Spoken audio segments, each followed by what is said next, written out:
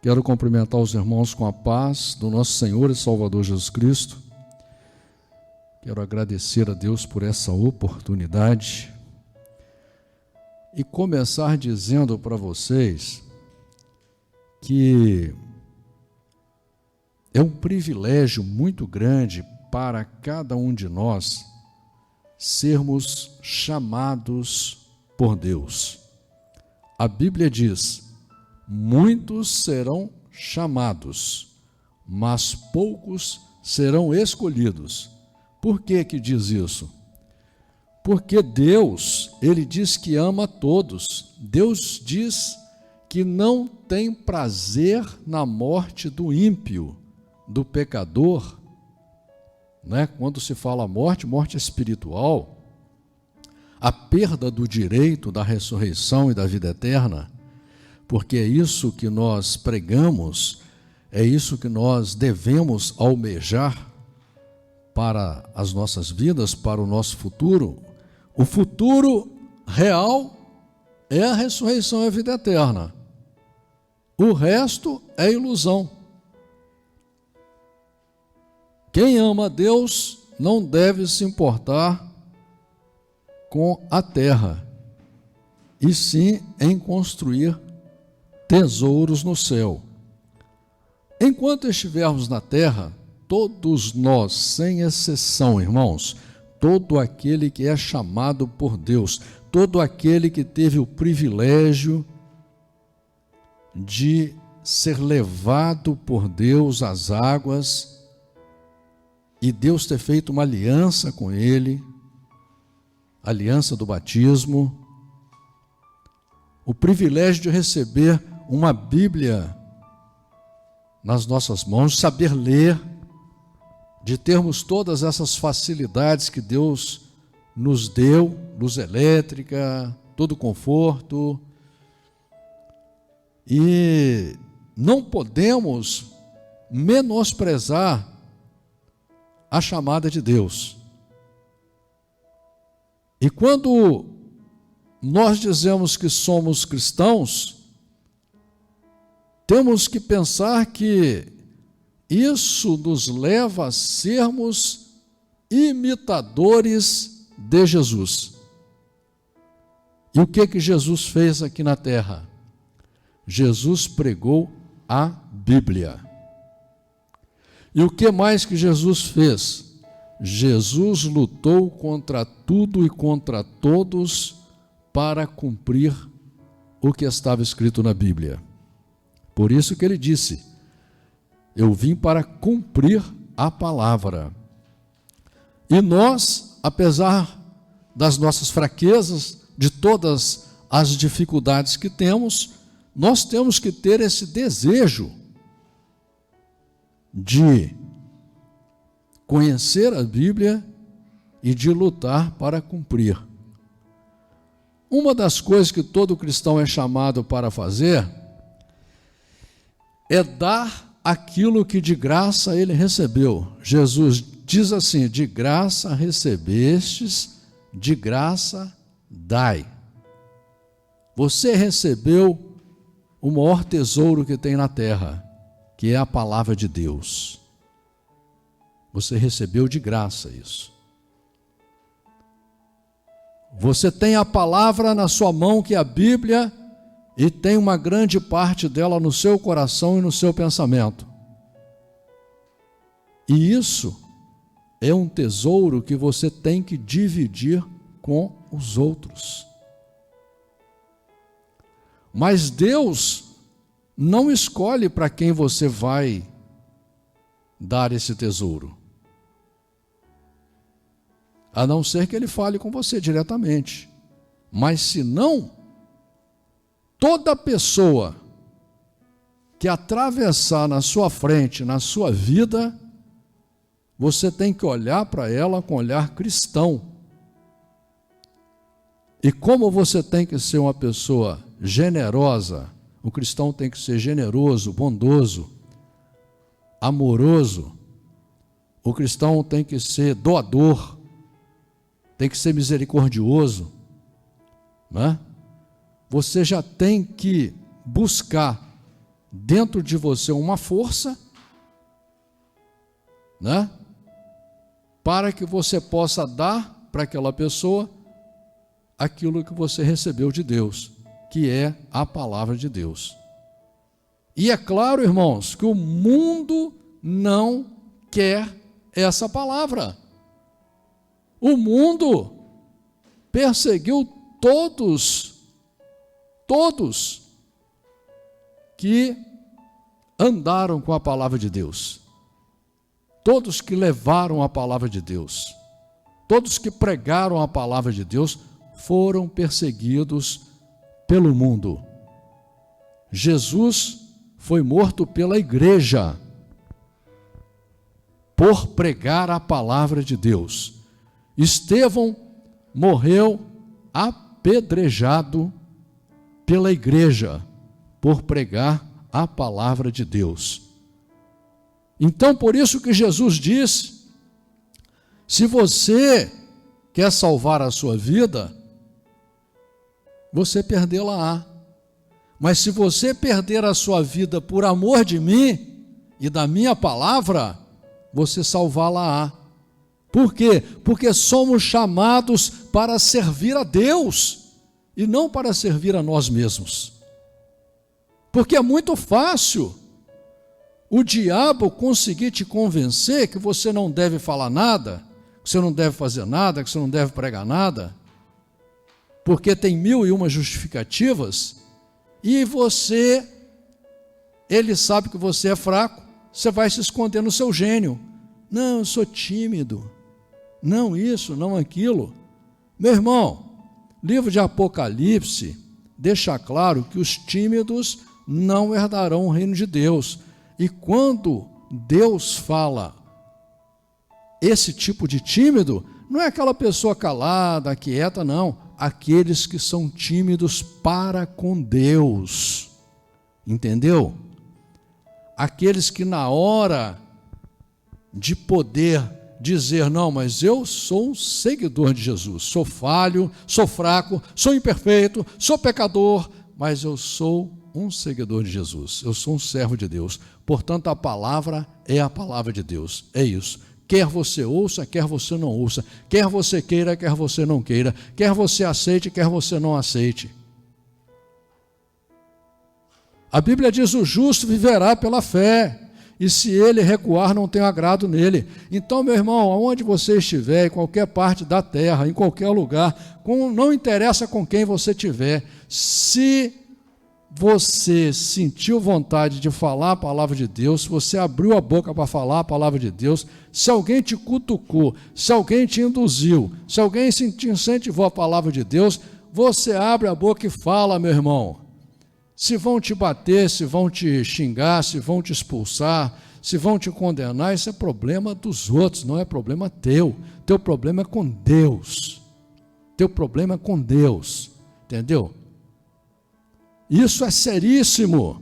Olha, vamos aqui, ver no livro de Apocalipse, capítulo 21, versículo 8. Diz a palavra do Senhor assim: mas quanto aos tímidos e aos incrédulos, e aos abomináveis, e aos homicidas, e aos que se prostituem, e aos feiticeiros, e aos idólatras, e a todos os mentirosos, a sua parte será no lago que arde com fogo e enxofre, o que é a segunda morte.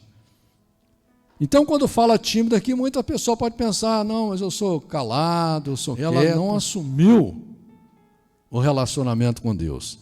O tímido aqui que está falando nesse sentido também, de covardia.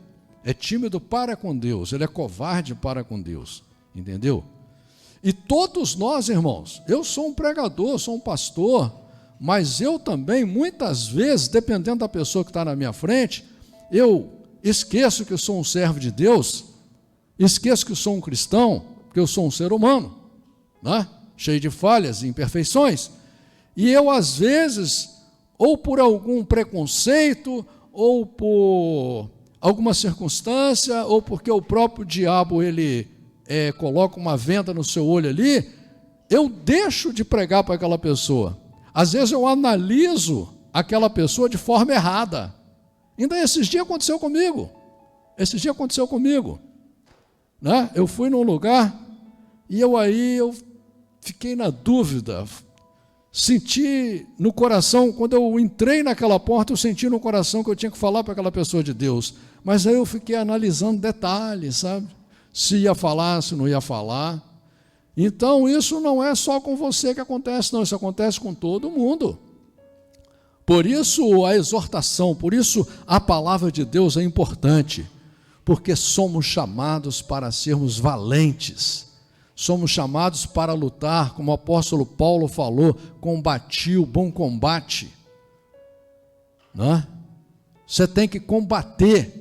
Não pensa que todo mundo agora vai botar um tapetinho vermelho para você e vai ficar te dando os parabéns. Ai, como você fala bonito, olha que palavras lindas.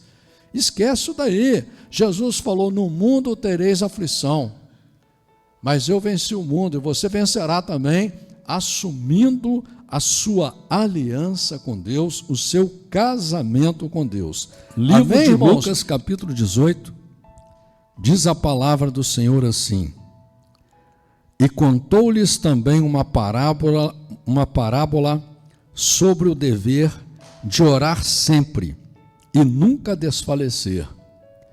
Você vai ver uma referência aqui no livro de Lucas, capítulo 11, versículo 5 em diante, Lucas, capítulo 21, versículo 36, Romanos, capítulo 12, versículo 12, Efésios, capítulo 6, versículo 18, 1 Tessalonicenses, capítulo 5, versículo 17, 2 Coríntios, capítulo 4, versículo 1 e 16, Efésios, capítulo 3, versículo 13. Dizendo, havia numa cidade um certo juiz que nem a Deus temia, nem respeitava o homem. Você vai ver uma referência interessante aqui do versículo 2, em Salmos, capítulo 147, versículo 11, Provérbios, capítulo 1, versículo 7, Atos, capítulo 10, versículo 2 e Apocalipse, capítulo 14, versículo 7. Havia também naquela mesma cidade uma certa viúva que ia ter com ele, dizendo, faze-me justiça contra o meu adversário. E por algum tempo não quis atendê-la, mas depois disse consigo, ainda que não temo a Deus, nem respeito os homens, todavia, como esta viúva me molesta, hei de fazer-lhe justiça, para que, enfim, não volte e me importune muito. E disse o Senhor, ouvi o que diz o injusto juiz. E Deus não fará justiça aos seus escolhidos que clamam a Ele de dia e de noite, ainda que tardio para com eles? Olha, versículo 7 aqui é muito importante, irmãos. Você vai ver uma referência lá em Romanos, capítulo 8, versículo 33, Isaías, capítulo 63, versículo 4, Apocalipse, capítulo 6, versículo 10, Mateus capítulo 22, Mateus capítulo 24, versículo 22 e 24 e 31, Romanos capítulo 8, versículo 33, Colossenses capítulo 3, versículo 12, 2 Pedro capítulo 3, versículo 9. Porque Deus diz assim, olha, esse juiz que não temia Deus nem nada, não temia ninguém, porque era uma pessoa importante, de tanto essa viúva perturbar ele falou assim, olha, eu vou atender essa viúva para ela parar de me perturbar. Então Jesus está falando, olha, faça isso você também, entendeu? Comece a me pedir, porque imagina, se um homem, você perturbando ele é capaz de te atender, de muitas vezes fazer o que você deseja, imagina Deus, e diz aqui, e Deus não fará justiça aos seus escolhidos, que clamam a Ele de dia e de noite? Digo-vos que depressa lhes fará justiça. Quando, porém, vier o Filho do Homem, porventura achará fé na terra? Irmãos, esse versículo aqui é de extrema importância para todos nós, nesse momento que estamos vivendo. Você vai ver uma referência em Hebreus 10, 37, e Mateus 24, 12. Olha o que Jesus está falando aqui. Quando Jesus voltar, agora, como diz lá em Apocalipse, que todo olho verá, ele está perguntando: haverá fé na terra? O que está acontecendo, irmãos?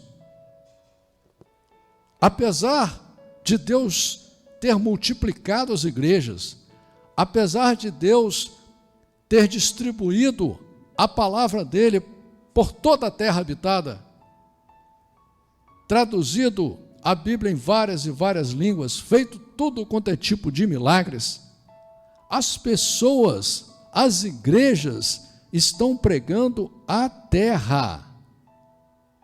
As pessoas estão com fé ainda no sacrifício que elas fizerem. Estão com fé em pessoas, fé em pastores, fé em bispos, fé em papa, fé em imagens. Mas Jesus, ele está dizendo isso por quê? Porque a fé é na Bíblia. A fé é em Deus, como diz no livro de Hebreus, no capítulo 11, no versículo 6. É necessário que aquele que crê, creia que Deus existe e que Ele é o galardoador daqueles que o amam. Irmãos, veja bem, isso é muito importante, porque você tem que ler a Bíblia e crer na Bíblia. Você tem que desejar que essa palavra entre no seu coração, na sua mente, para que você conheça o Deus verdadeiro, o Deus Todo-Poderoso, e para que você se renda a Ele e possa servi-lo de coração. Como Jesus falou: aonde estiver o teu tesouro, ali estará o teu coração. Se o teu tesouro for a Bíblia, se o teu tesouro for Deus, o teu coração estará em Deus, nada te abalará, ninguém vai te desviar do caminho, você não seguirá ninguém, você terá personalidade, não importa. Não importa, irmãos. Somos chamados para termos personalidade. E diz no versículo 9: e disse também essa parábola a uns que confiavam em si mesmos, crendo que eram justos e desprezavam os outros. Você vai ver uma referência em 2 Coríntios capítulo 1, versículo 9. Olha, irmãos, isso aqui é um outro problema que todos nós temos. Essa maneira errada de relacionar com Deus, de não entender que temos que ser dependentes de Deus, porque nós sozinhos não chegaremos a lugar nenhum. E quando você começa a confiar em você mesmo, quando você começa com o eu acho, eu sou, eu sei, eu posso, você não vai chegar a lugar nenhum. E Jesus está condenando aqui, uns que confiavam em si mesmo. 2 homens subiram ao templo para orar, um fariseu e outro publicano. O fariseu, estando em pé, orava consigo desta maneira: ó Deus, graças te dou, porque não sou como os demais homens, roubadores, injustos e adúlteros, nem ainda como este publicano. Hoje o que mais tem é pastor santo aí, entendeu? É crente santo, meu Deus do céu, não falta. Crente santo, né? Tem igreja que a pessoa é tão santo que as mulheres têm que sentar de um lado e os homens do outro. Mas chega em casa e fica tudo junto, aí não tem problema. Entendeu? A santidade é só para os outros ver. Então, olha só, Jesus está condenando isso aqui. Você quer chegar a Deus? Não importa se você é um pecador. Chegue a Deus de coração puro e aberto. Seja sincero com Deus. Você pode enganar qualquer pessoa aqui na terra. Você pode enganar até você mesmo. A Deus você não vai enganar. Portanto, não seja tolo o suficiente para se chegar a Deus com fingimento, com hipocrisia. Jejuo 2 vezes na semana e dou os dízimos de tudo quanto possuo. Você vai ver uma referência em Lucas 11:42, Hebreus 10:5. O publicano, porém, estando em pé, de longe, nem ainda queria levantar os olhos ao céu, mas batia no peito, dizendo: ó Deus, tem misericórdia de mim, pecador. Digo-vos que este desceu justificado para a sua casa, e não aquele, porque qualquer que a si mesmo se exalta, será humilhado, e qualquer que a si mesmo se humilha, será exaltado. Você vai ver uma referência em Mateus, capítulo 23, versículo 12.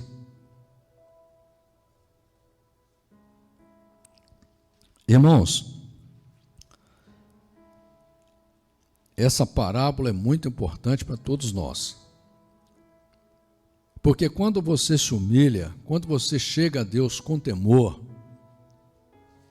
quando você entende o processo, o privilégio que foi Deus entrar na sua vida,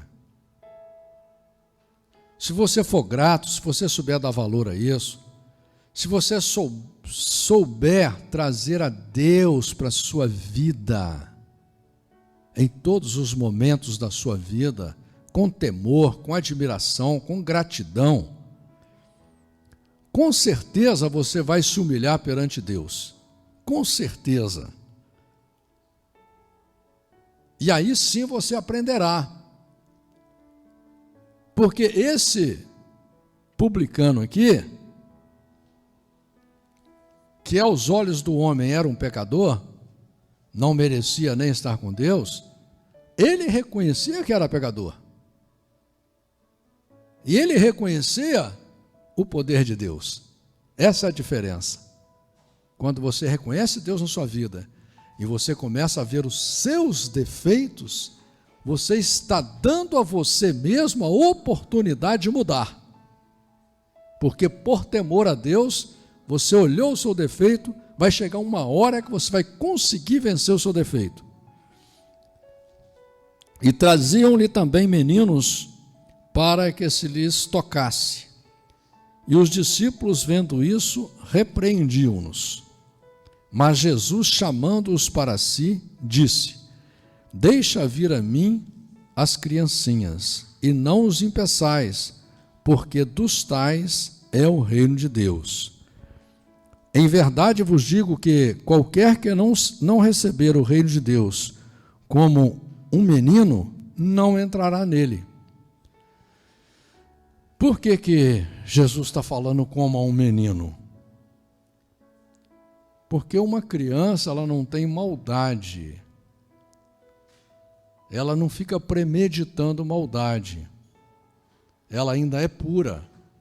Então você, para entrar no reino de Deus, você vai ter que se humilhar perante Deus, se humilhar perante a palavra de Deus, que ela vai te exortar, que ela vai te corrigir, que ela vai te direcionar, e você mudar. E perguntou-lhe um certo príncipe, dizendo: bom mestre, que hei de fazer para herdar a vida eterna? Jesus disse-lhe: por que me chamas bom? Ninguém há bom senão um só, que é Deus. Irmãos, esse versículo também é de extrema importância, porque se você vê lá em Jó, capítulo 15, versículo 14, Eclesiastes, capítulo 7, versículo 20, Romanos, capítulo 3, versículo 10, né? Que diz também que não houve um justo sequer na terra, né? Porque muitas pessoas se acham bons, muitas pessoas se acham santos, inclusive tem gente que morre e vira santo, que faz até milagre depois de morto, sendo que a Bíblia diz que ninguém subiu ao céu, senão aquele que desceu do céu, Jesus Cristo, o homem. Então não tem ninguém no céu ainda, por enquanto, só depois que Jesus vier, quando acontecerá a ressurreição, que está claramente descrita na Bíblia, aí sim, né? Pode ser que alguém vá para o céu e se torne bom, mas Deus está deixando claro aqui, ó, ninguém há bom senão um, que é Deus. E a Bíblia não mente, irmãos. A Bíblia não mente, a Bíblia não é um livro de confusão, a Bíblia é texto e contexto, não é? Sabes os mandamentos: não adulterarás, não matarás, não furtarás, não dirás falso testemunho, honra a teu pai e a tua mãe. Êxodo capítulo 20, versículo 12 a 16. E disse ele: todas essas coisas tenho observado desde a minha mocidade. E quando Jesus ouviu isso, disse-lhe: ainda te falta uma coisa. Vende tudo quanto tens, reparte-o pelos pobres e terás um tesouro no céu. Vem e segue-me. Mas ouvindo isso, ele ficou muito triste, porque era muito rico. Irmãos, olha só, aqui, ó, isso aqui é um contexto do que nós estamos já lendo, né? Desde o início do capítulo. E aqui Jesus, quando ele fala para essa pessoa, ele dá a entender para Jesus que ele é perfeito. Ele faz tudo dentro da lei, né? Como tem religião aí que está na lei até hoje também, né? Todo mundo achando que é santo porque está na lei. E se você não tiver a carteirinha dessa igreja, você não vai para o céu, né? Mas Jesus diz para ele assim: olha, ainda te falta uma coisa. Vende tudo quanto tens e reparte pelos pobres, e terás um tesouro no céu. Vem e me segue. Irmãos, ninguém está querendo esse tesouro no céu, não, irmãos. Ninguém está querendo esse tesouro no céu, não, irmãos. Vocês estão querendo é o tesouro da terra, é a riqueza da terra. É só prazer, entendeu? E ninguém quer seguir a Jesus, não. As pessoas querem que Jesus siga elas. Para a hora que elas precisarem, ó Senhor, aí é dinheiro? Toma aqui. Ó Senhor, é saúde? Toma aqui. Eles estão querendo um Jesus para servir a eles. É o caso desse cidadão aqui, ó. Ele não queria servir a Deus. Não é porque ele era rico, não, porque Deus não tem nada contra rico. Davi não tinha nada. Era um simples pastor de ovelha de uma família simples. Deus fez dele rico, rei poderoso. Salomão não era para ser rei, no entanto, se tornou uma das pessoas mais ricas do mundo. Deus não é contra a riqueza, Deus é contra a maneira como você se relaciona com Deus e com o mundo. Mas ouvindo isso, ele ficou muito triste, porque era muito rico. E vendo Jesus que ele ficara muito triste, disse: quão dificilmente entrarão no reino de Deus os que têm riquezas. porque é mais fácil entrar um camelo pelo fundo de uma agulha do que entrar um rico no reino de Deus. Muitas igrejas até querem dizer que não é uma agulha não, sabe? Aí eles já inventam uma história que é onde um camelo passava, num curral. Mas Jesus está deixando claro aqui, essa dificuldade é muito grande mesmo. É só a gente olhar para a história da humanidade. O que o rico, o poderoso mesmo, o bilionário fez até hoje pela sociedade? Só construiu palácios folheados a ouro. O que ele fez? Ele tinha o poder para fazer, ele tem o poder para fazer. O que ele fez?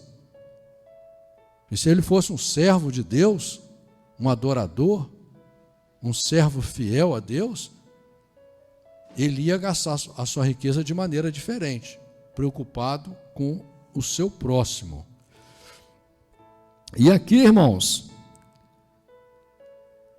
e os que ouviram isso disseram logo, quem pode salvar-se? Ficaram tudo preocupados. Assim como nós também, se a gente for chegar na presença de Deus, todos nós aqui também estamos querendo fazer igual esse homem rico aqui, né? Estamos com dificuldade de seguir a Jesus e dificuldade de, imagina, dar tudo que a gente tem. Cumprir essa palavra aqui para a gente é extremamente difícil também, né? E aí eles se ficam preocupados e perguntam, mas quem vai poder salvar? Aí Jesus responde, as coisas que são impossíveis aos homens são possíveis a Deus. Você vai ver uma referência em Gênesis 18:14, Jó 42:2, Jeremias 32:17, Romanos capítulo 4, versículo 21. Então, irmãos, isso aqui é muito importante, porque Jesus está dizendo para você, olha, eu sei que você tem um monte de defeito, aí, um monte de fraqueza, mas continue lutando, continue me seguindo, porque aquilo que você não conseguir, eu vou te esforçar, eu vou te pegar pela mão direita e vou te ajudar. Deus quer te salvar, Deus quer entrar com você nas águas, Deus quer ir com você para o deserto, Deus quer entrar com você no fogo, Deus não vai te deixar só, tenha fé, creia que Deus estará contigo. Por isso que ele diz aqui, para o homem é impossível, mas para Deus todas as coisas são possíveis. E disse Pedro, eis que nós deixamos tudo e te seguimos. Olha o crente materialista. E ele lhes disse, na verdade vos digo que ninguém há que tenha deixado casa, ou pais, ou irmãos, ou mulher, ou filhos, pelo reino de Deus, que não haja de receber muito mais neste mundo e na idade vindoura a vida eterna. Você vai ver uma referência lá em Jó, capítulo 42, versículo 10. Então aqui, irmãos, olha o que Jesus está dizendo. Os discípulos estavam preocupados. O que nós vamos ganhar? Né? Que às vezes você fica pensando, o que eu vou ganhar fazendo o reino de Deus? Aí, ó, tem gente que fala assim, agora depois que eu me converti, está dando tudo errado. Só perseguição. Estou sofrendo retaliação do diabo. Faz tudo do jeito que ele quer, não anda conforme a palavra de Deus e acha que é o diabo que está perseguindo ele. Ele não tem poder sobre o diabo, porque ele está cheio de brecha, cheio de janela aberta, entendeu? E aí,